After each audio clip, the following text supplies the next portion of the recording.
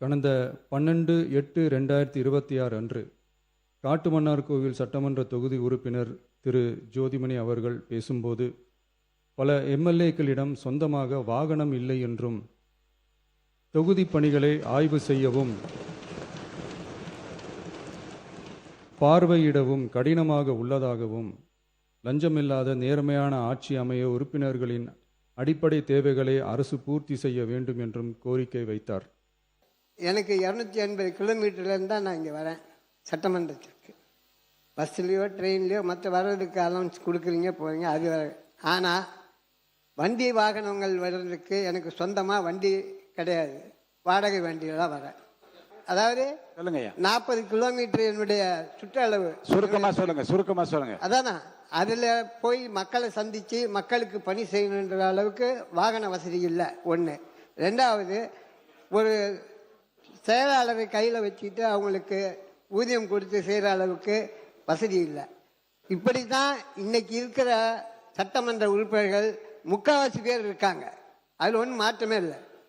அதில் அந்த சட்டமன்ற உறுப்பினருக்கு உதவி செய்கின்ற வகையில் நீங்கள் அவங்களுக்கு வாகன வசதி மற்றதை செஞ்சு கொடுக்கணும்.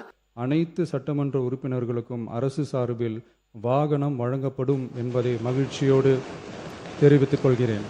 முதல் ஏன்னா மாரிமுத்தானெல்லாம் கோச்சிக்கிறாங்க, எல்லாருக்கும் தான்.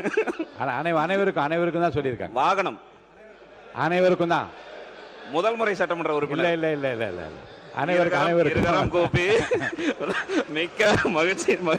நன்றி. அனைத்து சட்டமன்ற உறுப்பினர்கள் நன்றியை தெரிவித்துக் சிந்து அவர்கள். கொடுத்ததெல்லாம் கொடுத்தார், இவர் யாருக்காக கொடுத்தார்? ஒருத்தருக்காக கொடுத்தார், இல்லை ஊருக்காக கொடுத்தார். வர்ணம் பூசுவதற்கு மட்டுமல்ல, உங்கள் வீட்டை பாதுகாக்கவும் ரூபிலெக்ஸ் பெயிண்ட்ஸ். மாண்புமிகு பேரவைத் தலைவர் அவர்களே, கடந்த 12/8/2026 அன்று காட்டுமன்னார்கோவில் சட்டமன்ற தொகுதி உறுப்பினர் திரு ஜோதிமணி அவர்கள் பேசும்போது, பல எம்எல்ஏக்களிடம் சொந்தமாக வாகனம் இல்லை என்றும், தொகுதி பணிகளை ஆய்வு செய்யவும் பார்வையிடவும் கடினமாக உள்ளதாகவும், லஞ்சமில்லாத நேர்மையான ஆட்சி அமைய உறுப்பினர்களின் அடிப்படை தேவைகளை அரசு பூர்த்தி செய்ய வேண்டும் என்றும் கோரிக்கை வைத்தார். எந்த ஒரு பொருளாதார பலம் இல்லாமல் சட்டமன்ற உறுப்பினர்களாக பணியாற்றி கொண்டிருப்பவர்கள் தங்களின் தொகுதி பணிகளை செய்ய சொந்த வாகனங்களோ அல்லது உதவியாளர்களையோ வைத்துக்கொள்ள முடிவதில்லை என்றும் தெரிவித்தார். மேலும் இது தொடர்பாக கோரிக்கைகளும் வரப்பெற்றது. மக்களாட்சியின் மிக முக்கிய தூண்களில் ஒன்றாக விளங்குபவர்கள் மாண்புமிகு சட்டமன்ற உறுப்பினர்கள். தமிழ்நாடு சட்டமன்ற வரலாற்றில் எளிய பின்னணியில் இருந்து பணபலமோ அரசியல் பின்னணியோ இன்றி மக்களின் பேராதரவோடு முதன்முறையாக சட்டமன்றத்திற்கு தேர்வு செய்யப்பட்டுள்ள முதல் தலைமுறை சட்டமன்ற உறுப்பினர்களின் எண்ணிக்கை குறிப்பிடத்தக்க அளவில் உயர்ந்துள்ளது. 29/3/2026 அன்று நடைபெற்ற தமிழக வெற்றிக் கழக வேட்பாளர் அறிமுக கூட்டத்தில் நேர்மையாகவும் வெளிப்படைத்தன்மையுடனும் மக்கள் பணி செய்து ஊழலற்ற லஞ்ச லாவண்யமற்ற நிர்வாகத்தை மேற்கொள்வது என அனைத்து வேட்பாளர்களும் எடுத்துக்கொண்ட உறுதிமொழிக்கு ஏற்ப அதே பாதையில் தேர்ந்தெடுக்கப்பட்ட சட்டமன்ற உறுப்பினர்களும் செயல்பட்டு வருகின்றனர். மக்களுக்கான நிர்வாகம் நேர்மையின் பாதையில் என்ற அடிப்படையில் லஞ்ச லாவண்யமற்ற நேர்மையான மற்றும் வெளிப்படையான நிர்வாகத்தை அடித்தட்டு மக்கள் வரை கொண்டு சேர்க்கும் நோக்கில் தமிழக வெற்றி கழக அரசு செயல்பட்டு வருகிறது. தங்களது தொகுதி மக்களின் குறைகளை கேட்டறியவும் அரசு திட்டங்கள் மக்களை சென்றடைவதை கண்காணிக்கவும் தங்களின் தொகுதி முழுவதும் தொடர் பயணங்களை சட்டமன்ற உறுப்பினர்கள் மேற்கொள்ள வேண்டியுள்ளது. பொருளாதார பலம் இல்லாமல் சட்டமன்ற உறுப்பினர்களாக பணியாற்றும் மற்றும் முதலாக சட்டமன்ற உறுப்பினர்களாக தேர்வு செய்யப்பட்ட உறுப்பினர்கள் தங்களது மக்கள் பணியை தோய்வின்றி தொடர்வதற்கும் அவர்கள் தங்களின் தொகுதி பணிகளை திறம்பட மேற்கொள்வதற்கு வசதியாக அனைத்து சட்டமன்ற உறுப்பினர்களுக்கும் அரசு சார்பில் வாகனம் வழங்கப்படும் என்பதை மகிழ்ச்சியோடு தெரிவித்துக் கொள்கிறேன்.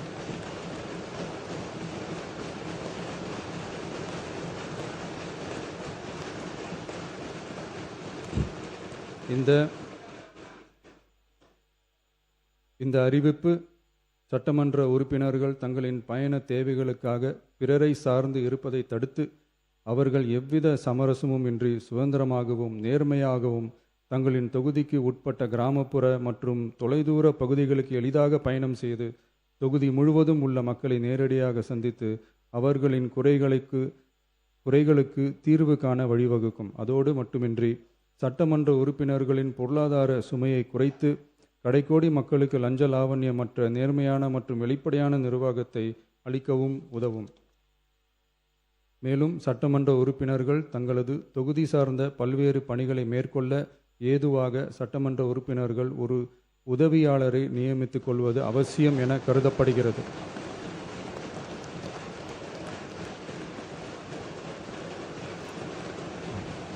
எனவே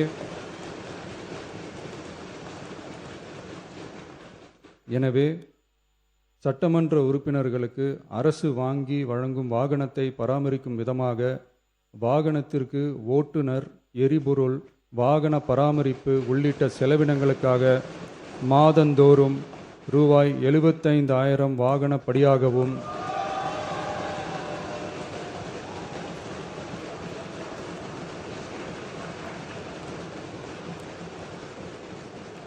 அலுவலக பணிகளில் உதவி செய்ய ஓர் உதவியாளரை நியமித்துக் கொள்ள மாதந்தோறும் ரூபாய் 25,000 உதவியாளர் படியாகவும்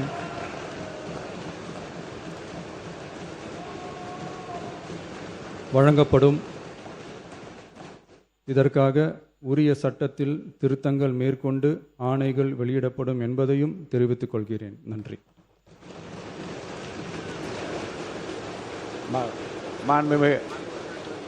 உறுப்பினர் ஜோதிமணி அவர்கள்.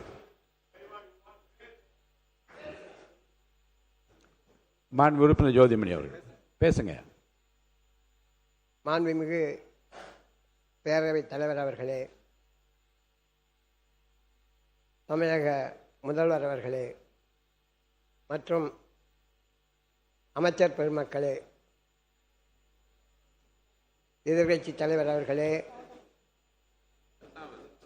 மற்றும் சட்டமன்ற உறுப்பினர்களே, உங்கள் அனைவருக்கும் ஐயா தென்னாட்டு அம்பேத்கர் இளைய பெருமாள் நல்லாசியுடன் அண்ணன் தொல் திருமாவளவன் அவர்களின் ஆசீர்வாதத்துடன் என்னுடைய கன்னி பேச்சில் நான் வைத்த கோரிக்கையை ஏற்று அனைத்து சட்டமன்ற உறுப்பினர்கள் என்ற கோரிக்கையின் அடிப்படையில் நான் எனக்காக கேட்கவில்லை, இருந்தாலும் வருகின்ற சட்டமன்றத்தில் இருக்கின்ற அனைத்து உறுப்பினர்களும் இதை பயன்படுவார்கள் என்ற பரந்த மனப்பான்மையோடு நான் கேட்டதை நிறைவேற்றி தந்த ஐயா முதல்வர் அவர்களுக்கும் பேரவை தலைவர் அவர்களுக்கும் மற்றும் உறுப்பினர்களுக்கும் என் மனமார்ந்த நன்றியை தெரிவித்துக் கொள்கிறேன். நன்றி, வணக்கம்.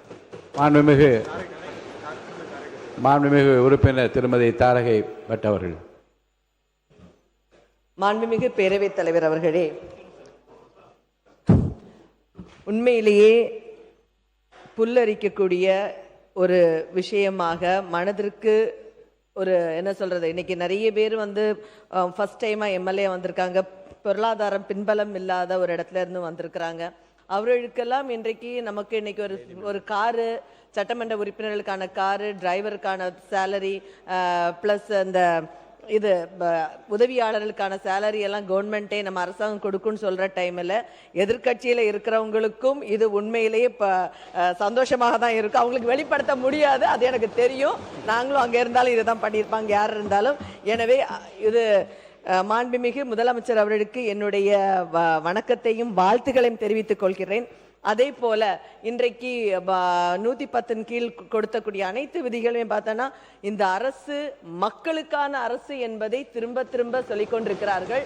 இந்த அரசில் கூடுதலாக, ஏன்னா முதலமைச்சர் விரிவான காப்பீடு திட்டத்தில் 5 லட்சம் கண்டிப்பா அந்த மக்களுக்கு நமக்கு தெரியாது. ஆனா இப்போ 25 lakhs இன்க்ரீஸ் பண்ணி கொடுத்துருக்கிறது. அதுவும் ஏன்னா எல்லா இடத்துலையுமே எல்லா மற்ற கவர்மெண்ட் அதர் கண்ட்ரீஸ்ல நம்ம பார்த்தோம்னா மருத்துவ சேவை என்பது கவர்மெண்ட் தான் நமக்கு கொடுத்துட்டு இருந்து. ஆனால் இன்றைக்கு இந்தியாவிலேயே தமிழகத்தில் மருத்துவ சேவை நமக்கு கவர்மெண்ட் கொடுக்கும், 25 லட்சம் ரூபாய் கொடுக்கும்னு சொல்றது அதுவும் ஒவ்வொரு சாமானிய மக்களுக்கும் பெருமையான ஒரு நன்றி மட்டும் விஷயமாகும். நன்றி சார், நன்றி மட்டும் சொன்ன திட்டத்தை சொல்லணும்ல சார். இல்ல புதிய, அதாவது எனவே புதிய இந்த கோரிக்கை எழுதும் வைக்காமல் விளக்கமாக பேசாமல் நன்றி மட்டும் சொல்லி முடிங்க. எனவே மாண்புமிகு மாண்புமிகு முதலமைச்சர் அவர்களுக்கு காங்கிரஸ் பேரியக்கத்தின் சார்பாக எங்களுடைய நன்றியை தெரிவித்துக் கொள்கிறோம். மாண்புமிகு பள்ளிக்கல்வித்துறை அமைச்சர் அவர்கள். மாண்புமிகு பேரவை தலைவர் அவர்களே, மழை கொடுக்கும் குடையும் ஒரு 2 மாதம், வருஷத்துல 2 வாட்டி தான் மழை பெய்யும். வயல் கொடுக்கும் குடையும் ஒரு 3 மாதம், பசு கொடுக்கும் குடையும் ஒரு 4 மாதம். பார்த்திபனாம் எங்க முதல்வருக்கோ 4 மாதம். அத்தனை ஆண்டுகள் கழித்து ஆவின் கொள்முதலை ஏத்தி இருக்கிறாரு, மருத்துவ அறிவிப்பு தந்திருக்கிறாரு. எதிர்க்கட்சி எம்எல்ஏக்களுக்கும் ஒரு காரும் உதவியாளரும் தந்திருக்கிறார் என்று சொன்னால் அவரை இருக்கரம் கூப்பி வணங்குகிறோம். இது எம்எல்ஏக்களுக்கு மட்டும் இல்ல, மறைமுகமா எத்தனை பேருக்கு பயன் தரும் பாருங்க. ஓட்டுநர்களுக்கு வேலை, உதவியாளர்களுக்கு வேலை, சுற்றி சுற்றி பம்பரமாய் வேலை செய்வதற்காக ஒரு மிகப்பெரிய வாகனத்தை தந்திருக்கிறார். என்ன தருவார், எதை தருவார் என்றுவர் எண்ணும் முன்னே பொன்னை தருவார், பொருளை தருவார். போதாது என்றால் தன்னையே தரக்கூடிய தமிழ்நாடு முதல்வருக்கு நன்றி நன்றி நன்றி. பாட்டாளி மக்கள் கட்சியினுடைய நீண்ட நாள் கோரிக்கை, ஏன்னா சட்டமன்ற உறுப்பினர்களுக்கு வாகனம் வழங்க வேண்டும் என்பது மனதார பாராட்டி வரவேற்று, அதுவும் முதல் முறையாக இருக்கக்கூடிய பொருளாதாரத்தில் பின்தங்கி இருக்கக்கூடிய சட்டமன்ற உறுப்பினர்களுக்கு வாகனம் மட்டுமல்ல, அதற்கான எரிபொருள் மட்டுமல்ல, உதவியாளர்களுக்கும் சேர்த்து வழங்கிய மாண்புமிகு தமிழக முதல்வர் அவர்களுடைய அந்த எண்ணத்தை மனமாற ஓட்டுநர் உட்பட அனைவரையும் கொடுத்திருக்கக்கூடிய மாண்புமிகு தமிழக முதல்வர்களுக்கு பாட்டாளி மக்கள் கட்சியின் சார்பாக மனமார்ந்த நன்றியை மீண்டும் மீண்டும் தெரிவித்துக் கொண்டு, 2ஆம் முறை சட்டமன்ற உறுப்பினராக இருக்கக்கூடிய எங்களையும் கொஞ்சம் கனிவோடு பார்த்து, ஏன்னா அனைவருக்கும் தான் சொல்லியிருக்காங்க. வாகனம் என்பது முதல், ஏன்னா மாரிமுத்தானெல்லாம் கோச்சிக்கிறாங்க, எல்லாருக்கும் தான், அனைவருக்கும் தான் சொல்லியிருக்காங்க. வாகனம் அனைவருக்கும் தான். முதல் முறை சட்டமன்ற உறுப்பினர் இல்ல அனைவருக்கும் கோப்பி மிக்க மகிழ்ச்சி. நன்றி. அனைத்து சட்டமன்ற உறுப்பினர்களுக்கும் நன்றியை தெரிவித்துக் சிந்து அவர்கள். மாண்புமிகு பேரவை தலைவர் அவர்களே, மாண்புமிகு முதல்வரை, ரொம்ப மகிழ்ச்சியா இருக்குது. இதுக்காக ஒரு பாடல் மூலமாவே நன்றி சொல்லிடுறேன். கொடுத்ததெல்லாம் கொடுத்தார், இவர் யாருக்காக கொடுத்தார்? ஒருத்தருக்காக கொடுத்தார், இல்லை ஊருக்காக கொடுத்தார். ஒருத்தருக்காக கொடுத்தார், இல்லை ஊருக்காக கொடுத்தார். Thank you so much sir. Thank you. வர்ணம் பூசுவதற்கு மட்டுமல்ல, உங்கள் வீட்டை பாதுகாக்கவும் ரூபிலெக்ஸ் பெயிண்ட்ஸ்.